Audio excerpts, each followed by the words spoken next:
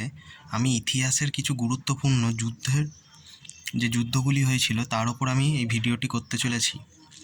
দেখো এখানে ফার্স্টে বলছে ব্যাটেল অফ হাইডাসপিস। এটা কাদের মধ্যে হয়েছিল? আলেকজান্ডার আর পুরুর মধ্যে, যেটা জয়ী হয়েছিলেন আলেকজান্ডার। কত সালে হয়েছিল? 326 খ্রিস্টপূর্বাব্দে।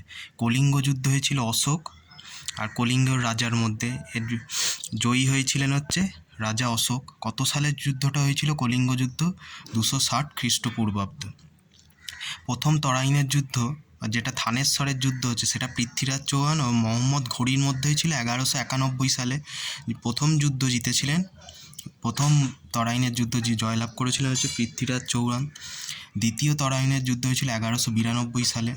এই সেম পৃথ্বীরাজ চৌহান ও মোহাম্মদ ঘুরির মধ্যে হয়েছিল, যার জয়ী হয়েছিলেন কে? মোহাম্মদ ঘুরি। প্রথম পানিপথের যুদ্ধ 1526 সালে হয় ইব্রাহিম লোদি ও বাবরের মধ্যে, যার জয়লাভ করেন হচ্ছে বাবর।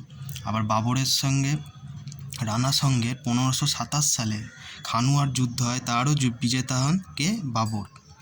শেরশাহ আর হুমায়ুনের মধ্যে 1539 সালে চৌসার যুদ্ধ হয়েছিল, তার বিজেতা হয়েছিলেন হচ্ছে শেরশাহ, যেটা শেরশাহ আর হুমায়ুনের মধ্যে হয়েছিল, তার জয়লাভ করেন হচ্ছে শেরশাহ। দ্বিতীয় পানিপথের যুদ্ধ 1556 সালে আকবর আর হিমুর মধ্যে হয়েছিল, এর বিজেতা হয়েছিলেন আকবর। ব্যাটেল অফ তালিকোটার যুদ্ধে 1565 সালে হয়েছিল। চার মুসলিম রুলার, দাক্ষিণাত্যের যে চার মুসলিম যে শাসক ছিলেন, ওর বিজয়নগরের রাম রাজার সঙ্গে হয়েছিল। এতে কে? মুসলিম শক্তি জয়লাভ করেছিল। যে হলদিঘাটের যুদ্ধ হয়েছিল 1576 সালে রানা প্রতাপ ও আকবরের মধ্যে, এতেও জয়লাভ করেছিলেন আকবর। সমুগড়ের যে যুদ্ধ হয়েছিল 1659 সালে ঔরঙ্গজেব আর দারার মধ্যে, তাতেও জয়লাভ করেন ঔরঙ্গজেব। পলাশির যুদ্ধ তো সবাই জানে, যে 1757 সালে সিরাজদৌল্লার ইংলিশ ব্রিটিশ কোম্পানির মধ্যে হয়েছিল, যার নেতৃত্ব দিয়েছিল কে? Robert Clive. এতে ইংরেজ শক্তি জয়লাভ করে। পানিপথের তৃতীয় যুদ্ধে 1761 সালে আহমদ শাহ আবদালি ও মারাঠার মধ্যে হয়েছিল, এতে আহমদ শাহ আবদালি জয়লাভ করে। বক্সার যুদ্ধ হয়েছিল কত? 1764 সালে, কাদের মধ্যে?